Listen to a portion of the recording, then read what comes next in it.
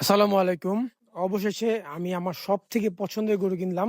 যেই গরুর জন্য আমি এতদিন অপেক্ষা করছি। কারণ আমি এর আগে লাল কালার গরু, কালো কালার, সাদা কালার সব কালার গরুই পালছি। বাট এরকম পাখরা গরু আমি পালি নাই। আর স্পেশাল আমার লাল পাখরা। লাল পাখরা গরু একটু আনকমন দেখতে। কালো পাখরাগুলো আমি অ্যাভেলেবেল সব জায়গায় পাই। লাল পাখরাটা একটু আমাদের দিকে একটু আনকমন। হয়তোবা ঢাকার বাইরে খুব কমন থাকতে পারে।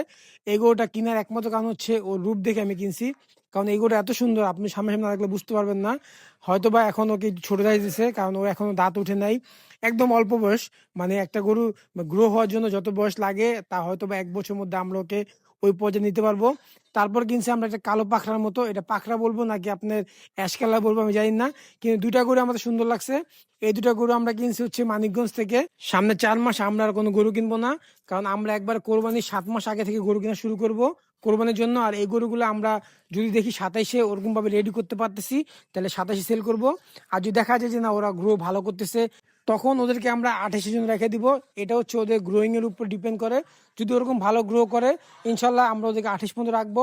আর যদি দেখি যে না ওরা একদম টপ পর্যন্ত চলে গেছে, এরপর আর গ্রো করার মতো জায়গা ওর বডিতে নাই, তখন আমরা 27 সেল করব ইনশাল্লাহ। এখন আমাদের ফার্মে গরুর সংখ্যা হলো মাত্র 6টা।